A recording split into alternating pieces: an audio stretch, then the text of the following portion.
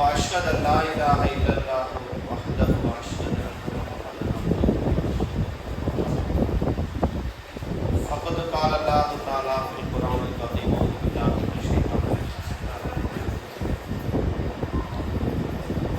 يا أيها الناس اتقوا ربكم الذي خلقكم من نفس واحدة وخلق منها زوجها وبث منهما رجالا كثيرا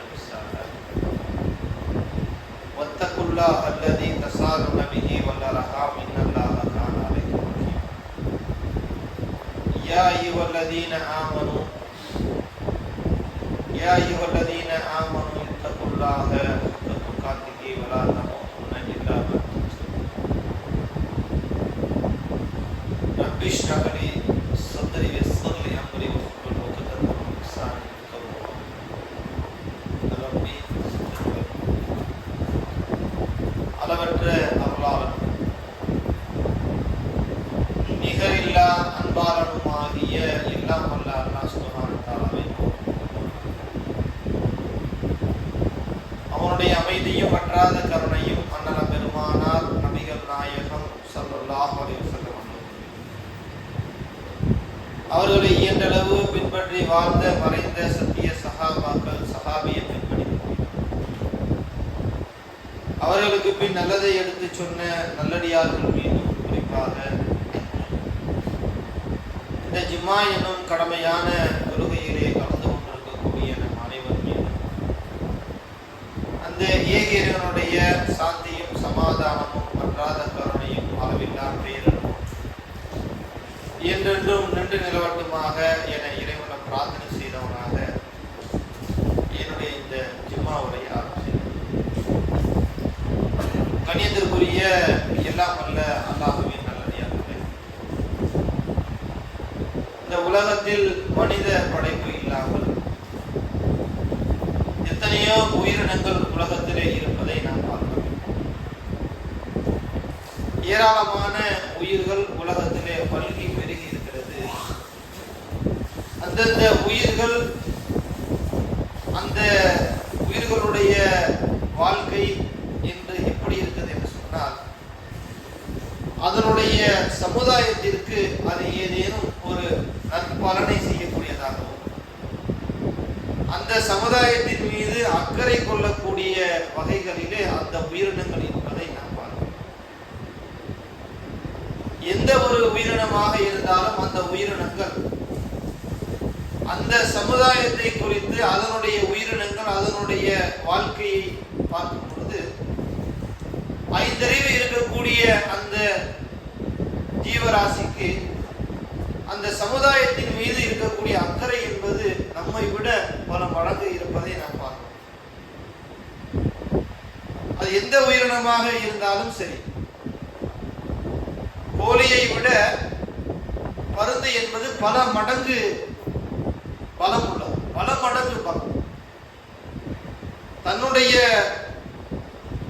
அந்த சமுதாயத்தை அதனுடைய குஞ்சுகளை அதை பெற்றிருந்தாலும் அதனுடைய சமுதாயத்தின் மீது அக்கறையை தான் நம்ம பார்க்கணும்.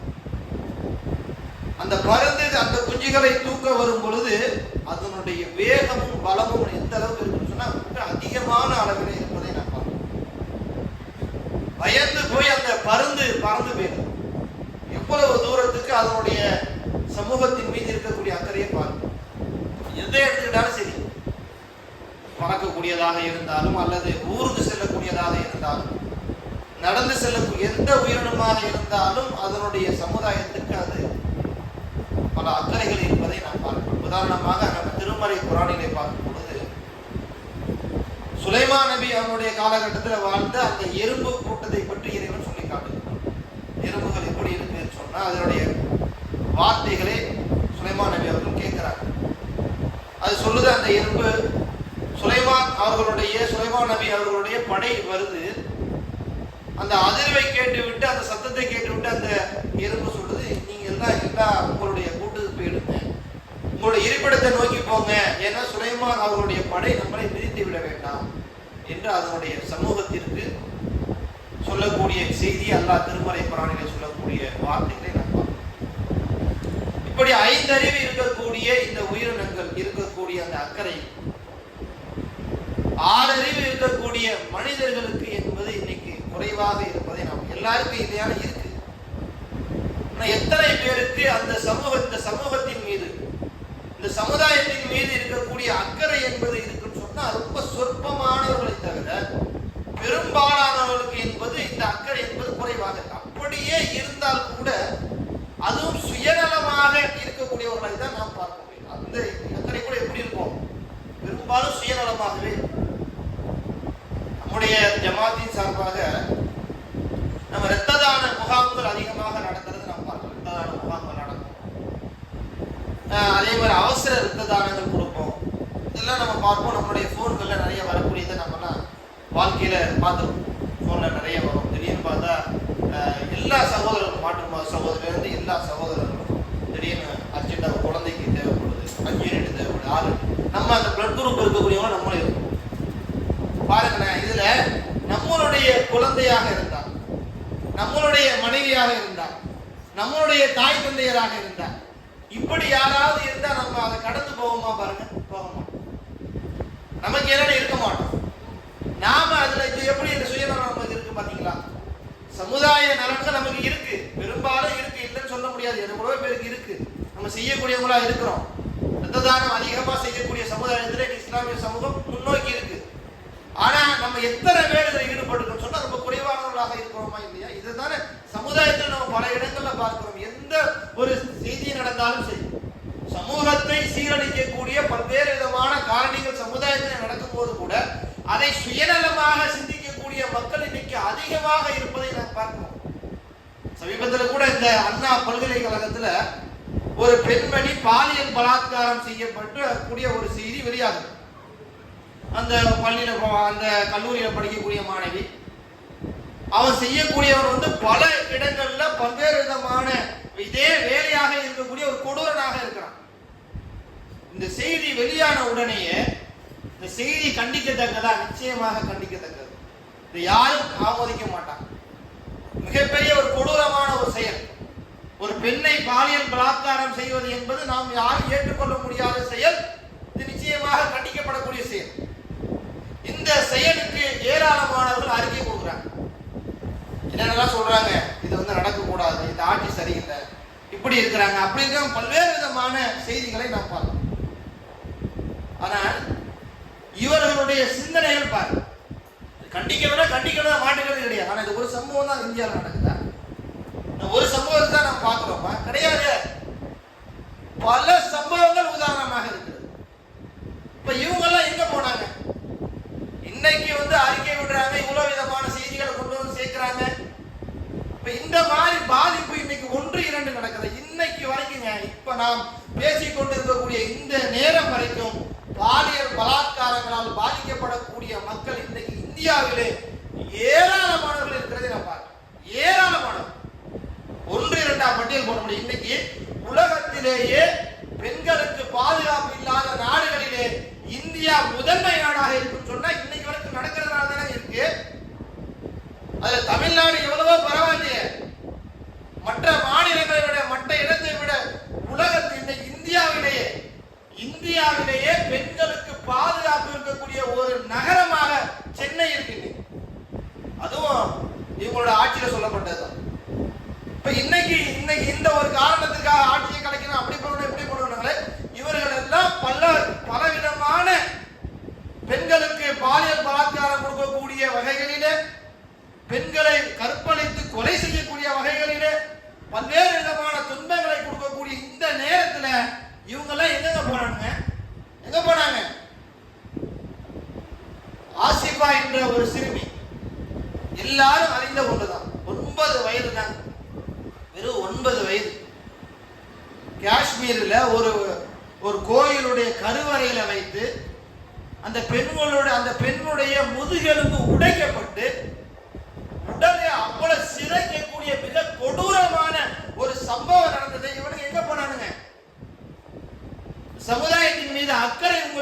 இருக்கிறீர்களா அல்லது சுயநலமாக அக்கறை இருப்பது போல் நடிக்கிறீங்களா? உங்களுடைய கட்சிக்காகவும் உங்களுடைய அரசியலுக்காகவும் உங்களுடைய ஆதாயத்திற்காகவும் இது போன்றவர்களை நாம் பார்க்கிறோமே. இவங்களை எப்படிப்பட்டவங்க தெரியுமா? மிக சமுதாயத்திலே மிக மோசமானவர்களாக இருக்கிறார்கள். யாரெல்லாம் அறிக்கை கொடுத்தாங்க அவெல்லாம் பார்த்தோம்னு சொன்ன எப்படிப்பட்ட காரியத்தை செஞ்சாங்க தெரியுமா? பல விஷயம், ஒன்று ரெண்டு இல்லைங்க, இது போன்ற காரியம் நிறைய நடக்குது. இதை நம்ம பட்டியலிட்டுட்டே போலாம். மணிப்பூர்ல நடந்த சம்பவம் அப்படியே வருது வீடியோ. அண்ணா முன்னாடி கையை வச்சு அந்த பெண்ணை நம்மளால் சொல்ல முடியாத அளவிற்கு மிக கொடூரமான வகையில் அந்த பாலியல் பலாத்காரம் நடந்தது. அது ஒரு ராணுவ வீரருடைய மனைவி. எப்படிப்பட்ட ராணுவ வீரர், நாட்டை பாதுகாக்கக்கூடிய ஒரு பொறுப்பில் இருக்கக்கூடிய அவருக்கு அவருடைய மனைவிக்கு பாதுகாப்பு இல்லை. எப்படிப்பட்ட நாடா இருக்கு பாருங்க. அவருடைய மனைவிக்கு பாதுகாப்பு இல்லை. இப்படிலாம் அதிகமான விஷயங்கள் நம்ம இந்த சமுதாயத்தில் பார்க்கிறோம். உலக கொடூரங்கள் நடக்குது. யாரெல்லாம் இந்த மாதிரி அரசியல் செய்கிறாங்களோ இந்த மாதிரி செய்கிறாங்களோ இவங்களுடைய அந்த கடந்த காலத்தை எடுத்துப்பாங்க. பல்கிஸ் என்று சொல்லக்கூடிய ஒருத்தவங்க, அவங்க அந்த குஜராத்ல நடக்கக்கூடிய இந்த கலவரத்துல பாதிக்கப்பட்டவங்க. அவங்க பாதிக்கப்பட்டாங்க. அவங்களால் கற்பழிக்கப்பட்ட அவங்களுடைய குழந்தைகள் கொண்டாங்க, அவங்க கற்பழிச்சாங்க, பலவிதமான துன்பங்களுக்கு ஆளானாங்க. அப்படி பாதிக்கப்பட்ட அவர்கள், மிகப்பெரிய பாதிப்புகளிலே உள்ளாக்கப்பட்ட அவர்களுக்கு வெகு நாட்களுக்கு பிறகு, வெகு ஆண்டுகளுக்கு பிறகுதான் நீதியே கிடைச்சது. அவ்வளவு போராடி போராடி போராடி நீதியை பெற்று அந்த யாரெல்லாம் செய்தார்களோ அவர்களை தூக்கி ஆயுள் தண்டனையாக விதிக்கப்பட்டு போட்டாங்க. அவங்களுடைய ஆட்சி தான் வந்துருச்சு. இப்ப ஒரு கொடூரமான செயலை செஞ்சதை ஊர்ஜிதப்படுத்தியாச்சு. ஒரு கொலையை செஞ்சிருக்கிறாங்க, அந்த பெண்ணை கெடுத்திருக்கிறாங்க. இது பாலியல் குற்றமா? இந்த எவ்வளவு கொடூரமான ஒரு குற்றம், எவ்வளவு பெரிய ஒரு பாதிப்பு ஏற்படுத்தக்கூடிய. இன்னைக்கு யாரெல்லாம் இந்த பெண்ணுக்கு அநீதி, இது மிகப்பெரிய ஒரு துரோகம், இது செய்யக்கூடாது. இப்ப இந்த அண்ணா பல்கலைக்கழகத்துல பாதிக்கப்பட்டாங்க அந்த பெண்மணி, அந்த பெண்மணிக்கெல்லாம் யாரெல்லாம் பொங்குறாங்களோ அவங்க எல்லாம் என்ன செஞ்சாங்க தெரியுமா? இந்த ஆயுள் தண்டனைக்காக இவங்க முன்னாலே விடுதலை பண்ணி விட்டாங்கல்ல, வெளியில வந்தாங்கல்ல, அவங்க எல்லாருக்கும் மாலைகள் போட்டு மரியாதை செலுத்தி ஆரத்தி எடுக்கக்கூடிய ஒரு சம்பவம் நம்ம இதே நாட்டில் நடந்துச்சு. எப்படிப்பட்டவங்களா இருக்கிறாங்க பாருங்க. என்ன எங்கள் சமுதாயத்தின் மீது சிந்தனை இருக்கு, என்ன அக்கறை இருக்கு, எப்படிப்பட்ட ஒரு காலத்துல நம்ம வாழ்ந்துட்டு இருக்கோம் பாருங்க. இந்த மாதிரி சமூகத்தில் இருக்கக்கூடிய நாம் இது போன்ற காட்சிகளை எல்லாம் பார்க்கக்கூடிய நம்முடைய வாழ்க்கையில நாம் செய்யக்கூடிய பல்வேறு விதமான மாற்றங்கள் சமூகத்தில் இருக்கு என்பதை நம்ம மறந்துடக்கூடாது. நமக்கு பல பொறுப்புகள் இந்த சமுதாயத்தின் மீது இருக்கு. நம்மளும் 10 1 11 இருக்கிறாங்க. இந்த மார்க்கம் நமக்கு சொல்லக்கூடிய செய்திகள் என்பது அப்படிப்பட்டதாக இருக்கு. அல்லாஹ்வுடைய தூதர் நபிகள் நாயகம் ஸல்லல்லாஹு அலைஹி வஸல்லம் இந்த மார்க்கம் என்றாலே அத்தீனு நஸீஹா. மார்க்கம் என்ன தெரியுமா? பிறருடைய நலனை, அவங்கள அக்கறை காட்டுங்க, அவங்க மீது அக்கறை செலுத்துங்க. அக்கறை கொள்ளக்கூடிய ஒரு மார்க்கமாக இந்த மார்க்கம் இருக்கிறது என்பதை நமக்கு இந்த மார்க்கம் சொல்லி காட்டு கொண்டே இருக்கு. சிகரெட் அடிக்கக்கூடிய காட்சிகள் எல்லாம் படத்துல வைக்கிறாங்க, அரசியல் வந்து நிக்கிறாங்க.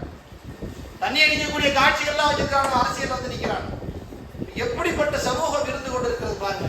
ஆனால் இது போன்ற காட்சிகளை பார்க்கும் பொழுது, நமக்கு சமுதாயத்தில் நம்ம எத்தனையோ மனிதர்களை பார்க்கும் பொழுது இதெல்லாம் தவறு என்பதை நாம் உணர்த்தக்கூடிய இடத்துல நம்ம என்ன செய்யறோம் தெரியுமா? தப்புன்னு சொல்றோம், ஆனா நம்ம அதை விற்கிறோம். தப்புன்னு சொல்றோம், அதை நம்ம ஈடுபடுறோம். தப்புன்னு சொல்றோம், அந்த சம்பவத்துல நாமும் ஒருவராக இன்னைக்கு இருந்து கொண்டிருக்கிறோம். அப்படிப்பட்ட சமுதாயமே நம்ம இருக்கக்கூடாது. இப்படிப்பட்ட மார்க்கம் தெரியுமா?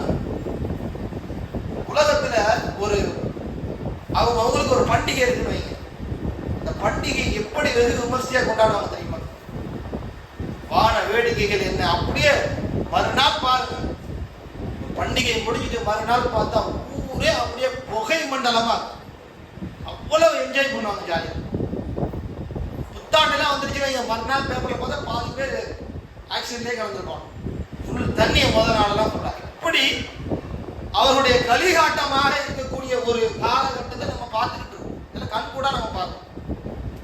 இஸ்லாம் பாருங்க, 30 நாள் நம்ம நோன்பு இருக்கிறோம். எவ்வளவு கட்டுப்படுத்தி இருக்கிறோம். உணவு சாப்பிடாம, தண்ணி குடிக்காம, திருமணம் ஆயிருந்தா அவங்க அவங்களுடைய மனைவியோட ஈடுபடாம அந்த பகல் நேரத்துல இவ்வளவு கட்டுப்பாட நம்ம இருக்கிறோம். இப்படி 30 நாள் நம்ம தவம் கடந்து இருக்கக்கூடிய அந்த பெருநாளை எப்படி கொண்டாடணும், இவ்வளவு விமர்சையை நம்ம கொண்டாடணும். ஆனா மார்க்கம் எப்படி வலியுறுத்து தெரியுமா? நீங்க பெருநாள் தொழுகைக்கு போறதுக்கு முன்னால ஏழைகளுக்கு கொடுக்கக்கூடிய அந்த ஃபித்ரா என்ற ஒரு தர்மத்தை கொடுத்துருங்க. இப்பேற்பட்ட அக்கறை காட்டுக்கலாம். நீங்க போறதுக்கு முன்னாடி தொழுகைக்கு போறீங்களா? தொழுகையில நீங்க இறைவனுக்காக புகழ போறீங்களா? தொழுகை என்பதுதான் உங்களுக்கு முக்கியமான பிரதானம் உண்டு பெருநாளில். அப்படிப்பட்ட அந்த தொழுகைக்கு முன்னால் நீங்க செய்ய வேண்டியது என்னன்னு சொன்னா ஏழைகளுக்கு உண்டான தர்மத்தை கொடுத்துருங்க என்பதாக நமக்கு மார்க்கம் வழிகாட்டு சொன்ன எப்பேற்பட்ட ஒரு மார்க்கத்தில் நம்ம இருக்கோம். ஹஜ்ஜுடைய பெருநாள், ஹஜ்ஜுடைய பெருநாள் அப்படிதான். நம்ம அங்க ஹஜ்ஜுக்கு போவாங்க மக்கள். அது உணர்த்தக்கூடிய பாடம் என்ன? அன்றைக்கு பெருநாள் அன்றைக்கு ஏழை எளிய மக்கள் உணவு இல்லாம கஷ்டப்படுவாங்க. அவங்களுக்கு அந்த மாமிசத்தை அறுத்து அவங்களுக்கு கொண்டு போய் கொடுங்க. தொழுகையை முடிச்சுட்டு வந்த உடனே இருக்கக்கூடிய முதல்ல முடிச்சுட்டு வந்த உடனே கொடுத்துருங்க. எந்த அளவுக்கு இந்த மார்க்கம் இந்த சமுதாயத்தின் மீது அக்கறை என்பது நம்மளால் நினைத்து பார்க்க முடியாத அளவிற்கு இருக்கிறது. இதை ஒரு சமூகமாக இருக்கக்கூடிய நாம் இன்னைக்கு இஸ்லாமியர்களாக நாம் இருக்கிறோம், இஸ்லாமிய மக்களாக வாழ்ந்து கொண்டிருக்கிறோம். இன்னைக்கு நம்ம இடத்துல ஆட்சி அதிகாரங்கள் எப்படி நமக்கு சொல்லப்பட்டிருக்கிறதுங்க? மார்க்கம் அக்கறை கொள்ளக்கூடிய மார்க்கமாக, அக்கறை சமுதாயம் முன்னேற வேண்டும் என்று சொன்னால் இந்த இஸ்லாமிய சமூகம் எப்படி பிறரிடத்துல இருக்க வேண்டும் என்பதையெல்லாம் நாம் தெரியாமலே இருந்து கொண்டிருக்கிறோம்.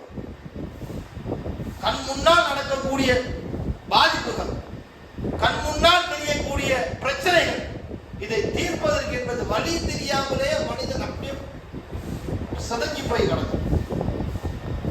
ஸல்லல்லாஹு அலைஹி வஸல்லம் அவர்கள் அவர்களுடைய காலகட்டத்தில் இருக்கக்கூடிய நடக்கக்கூடிய ஒரு சம்பவம்.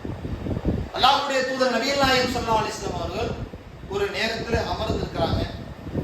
அமர்ந்திருக்கும் பொழுது முலர் கூட்டம் என்று சொல்லக்கூடிய ஒரு சமூகம் அந்த பக்கமா வர்றாங்க. அல்லாஹ்வுடைய தூதர் அவரை பார்க்கறதுனே வர்றாங்க. அவங்களுடைய நிலை எப்படிப்பட்டதாக இருக்குன்னு சொன்னா ரொம்ப அரைகுறை ஆடை இருக்கக்கூடியவர்களாக இருக்கிறாங்க. அரைகுறை ஆடைன்னு அவங்க விருப்பப்பட்டு போடல, அவங்க ஆடை இல்லை. அதான் இன்னைக்கு அப்படி கிடையாது. இன்னைக்கு எப்படி தெரியுமா? ஃபுல் பேண்ட் இருக்கும். ஜீன்ஸ் பார்த்தீங்கன்னு சொன்னா ஃபுல் பேண்டாகவே இருக்கும். தொடைக்கு மேலே பார்த்தீங்கன்னா முக்கால்வாசி கிழிக்குது. அது தைக்கிறதுக்கு ஊசி இல்லாமல் துணி இல்லாமலாம் இருக்கு. அது என்ன டிசைன்? அதான் பெரும்பாலும் அப்படிதான் ஆயிடுது. பேண்ட் ஷர்ட்லாம் எப்படி அரைகுறை ஆடையாக நம்ம வெளியில் பார்க்குறோம். அது எல்லாம் இல்லாமல் இல்லை, சமூகத்துடைய சீர்கேடாகவே இருந்து கொண்டு இருக்கிறது அதெல்லாம். ஆனால் இங்கே உள்ள நிலைமை என்ன? இவர்கள் உடை இல்லாதவர்களாக இருக்கிறாங்க. அப்படியே இருந்தால் கூட அந்த பாலைவனத்தில் அவங்களுடைய உடை எப்படிப்பட்டதாக இருக்கு தெரியுமா? கம்பளியால் ஆடையாக, கடுமையான வெயில் காலங்க கம்பளி ஆடையெல்லாம் போட ஏன்னா இல்லை அவங்கள்ட்ட. இந்த ஆடை கூட ஓட்ட ஓட்டையா இருக்கும். அதிசயெல்லாம் பார்க்கணும் எப்படிப்பட்ட நிலை. இந்த நிலையை பார்த்த அவங்களுடைய பரிதாபமான அந்த கோலத்தை பார்த்த அண்ணன் பெருமாள் நபி ஸல்லல்லாஹு அலைஹி வஸல்லம் அவர்கள் இந்த காட்சியை பார்த்தா நம்மளுக்கு முகமெல்லாம் சிவந்து இருக்காங்க. சமூகத்திலே இவ்வளவு மோசமான நிலையில மக்கள் இருக்கிறாங்களா என்று முகம் சிவந்து விடுகிறது. நபிகள் நாயகம் ஸல்லல்லாஹு அலைஹி வஸல்லம் அவர்கள் மக்களை தொழுகைக்காக அழைக்க சொல்றாங்க. தொழுகையுடைய நேரம் வந்துருச்சு, நீங்க தொழுகைக்காக அழைங்க. பாங்கு சொல்லப்படுது, இகாமத் சொல்லப்படுது, தொழுகை நிறைவேற்றப்படுகிறது. பிறகு நிறைவேற்றிய பிறகு நபிகள் நாயகம் ஸல்லல்லாஹு அலைஹி வஸல்லம் அந்த மக்கள் எல்லாம் அழைத்து அவங்க இடத்துல திருமறை குர்ஆனுடைய வசனங்கள் சொல்றாங்க. சில சிறிய உரையை நிகழ்த்துறாங்க. திருமறை குர்ஆனிலே வரக்கூடிய யா அய்யுஹன் நாஸ் என்று சொல்லக்கூடிய அந்த சூரத்து நிசாவில் வரக்கூடிய முதல் வசனம் யா அய்யுஹன் நாஸ், ஓ மனிதர்களே. ஒட்டுமொத்தமாக ரசூல் ஸல்லல்லாஹு அலைஹி வஸல்லம் சொல்றாங்க, ஓ மனிதர்களே, இத்தகு ரப்பக்கும் அல்லதி ஹலகக்கும் மின் நஃப்ஸின் வாஹிதா, உங்கள் அனைவரையும் ஒரே ஒருவரிலிருந்து படைத்தானே அந்த இறைவனுக்கு நீங்கள் பயந்து கொள்ளுங்கள். அடுக்கடுக்கு அந்த வசனத்தை சொல்றாங்க. பிறகு அல்லாஹ் படித்தவர்கள் மற்றொரு வசனத்தை சொல்றாங்க, யா அய்யுஹல்லதீன ஆமனூ இத்தகுல்லாஹ், நம்பிக்கை கொண்டவர்களை நீங்கள் அல்லாஹ்வுக்கு பயந்து கொள்ளுங்கள். வல் தந்துர் நஃப்ஸின் மா கத்தமத் லிகத், மறுமையுடைய வாழ்க்கைக்காக நாம் என்ன செய்தோம் என்பதை நீங்கள் நினைவுபடுத்தி பாருங்கள் என்று நபிகள் நாயகம் ஸல்லல்லாஹு அலைஹி வஸல்லம் அந்த மக்களிடத்தில் சொல்றாங்க. அந்த மக்களிடத்துல சில இவர்களுடைய நிலையை குறித்து அந்த இடத்துல உணர்த்தும் பொழுது அந்த மக்கள் உட்கார்ந்து அப்படியே உண்மது கொட்டின சில பேர்கிட்ட ஒரு பேரிச்சம்பளம் 2 பேரிச்சம்பளம் தான் இருக்கு கொண்டு வந்து வைக்கிறாங்க. சில சில பேர்ல என்னென்ன பொருட்கள் இருக்கிறதோ ஏதாவது இருக்கிறதோ கொஞ்சம் ரொட்டி அல்லது மாவு, ரொட்டியை வச்சு கொண்டாந்து வச்சுட்டாங்க, அல்லது மாவு கொஞ்சம் இருக்க கொண்டாந்து வச்சுட்டாங்க. என்ன அவங்களிடத்துல இருக்கோ அனைத்தையும் கொண்டு வந்து கொட்டினார்கள். அது சின்ன ஒரு மலை போல் ஆகி அவங்களுடைய பஞ்சத்தை, அவங்களுடைய சூழ்நிலையை அப்படியே சரி செய்யும். இதை நம்ம வரலாறுகள், அந்த ஹதீஸ்கள் நம்ம பார்க்கணும். செய்தி என்ன தெரியுமா? இந்த மாதிரி ஒரு சூழ்நிலை இருக்கும் பொழுது அந்த மக்களுடைய நிலை எப்படி இருந்துச்சு, எப்படி மாற்றப்பட்டது, ஏன் இந்த மார்க்கம் நமக்கு அப்படி வருகிறது? ஒரு இக்கட்டான ஒரு சூழ்நிலை வருது, ஒரு பிரச்சனை வருதுன்னு சொன்னா அதை நமக்கு எப்படி ஹேண்டில் பண்றதே தெரியாத ஒரு சமூகமாக இன்றைக்கு நாம் இருந்து கொண்டிருக்கிறோம். நமக்கு எதை ஒன்று சேர்க்கும்? திருமறை குர்ஆனும் ஹதீஸ், இதுதான் ஒன்று சேர்க்கும்.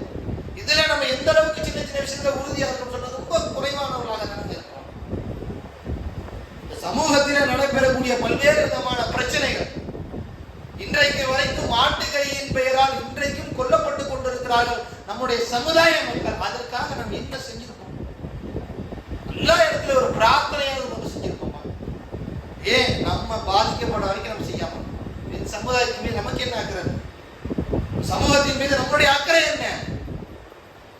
எப்பேற்பட்ட மார்க்கத்தில் நம்ம இருந்து வந்திருக்கிறோம். யார் இந்த உலகத்திலே ஒரு மனிதரை வாழ வைத்திருக்கிறார்களோ அவர் எல்லா மனிதர்களையும் வாழ வைத்தது போட்டார். திருமறை குர்ஆன் நமக்கு வலியுறுத்துது. இத்தனை பேரை நம்ம இந்த சமுதாயத்தில் இருக்கக்கூடிய மக்களுக்கு ஆதரவாக, அவர்களுக்கு அந்த சமூகத்தின் மீது இருக்கக்கூடிய அக்கறையாக நம்முடைய வாழ்க்கையில் நம்ம நடந்து கொண்டிருக்கோம். இப்ப நம்மளுடைய வாழ்க்கையில ஏராளமான இந்த மாதிரி சம்பவங்கள் நடைபெற்று கொண்டுதான் இருக்கிறது. நம்மளால் முடிந்த அளவுக்கு எப்படி அந்த முழற் கூட்டத்தை சேர்ந்த மக்கள் பாதிக்கப்பட்டிருக்கும் போது தன்னிடத்துல என்ன இருந்துச்சோ, ஒரு பேரிச்சம்பழம் இருந்தால் கொண்டு வந்து கொட்டினார்கள் அந்த சமுதாய மக்கள். இன்னைக்கு ஒரு பிரச்சனைகள் வரும்பொழுது நம்மளால் என்ன இயலுமோ அதை செய்யக்கூடிய இடத்துல நம்ம என்ன இயலுமோ செய்யும். எந்த வகையில இருந்தாலும் சரி நம்மளால் இந்த காரியத்தை செய்ய முடியும். நமக்கு என்ன என்று நாம் இருந்தால் சுயநலவாதியாக என் குடும்பம், என்னுடைய வியாபாரம், என்னுடைய வீடு, என்னுடைய பிள்ளைகள், என்னுடைய மனைவி, என்னுடைய மக்கள் என்று என்னுடைய சுயநலமாக நாம் இருந்தால், சமுதாயத்தின் மீது இருக்கக்கூடிய அக்கறையை காட்டாமல் இருந்தால் மார்க்கம் நமக்கு எவ்வளவு வலியுறுத்தது. ஒண்ணுமே இல்லாம அல்லாஹ்வுடைய தூதர் நபிகள் நாயகம் ஸல்லல்லாஹு அலைஹி வஸல்லம் அவர்கள் அல்லாஹ் சொன்னதாக ஒரு செய்தி சொல்லி காட்டுறாங்க. லா இரகமுக்கல்லாஹு மல்லா இரகமுன்னாஸ். யார் இந்த பூமியில் வாழக்கூடிய மனிதர்கள் மீது இரக்கம் காட்டவில்லையோ அவர்கள் மீது அல்லாஹ் இரக்கம் காட்டாத ஒரு நாள் வரும். அல்லாஹ் இரக்கம் காட்டவே மாட்டான். அதற்கு பயந்து கொண்டு இந்த உலகத்துல பிறர் மீது, பிற சமுதாயத்தின் மீது அக்கறையை அதிக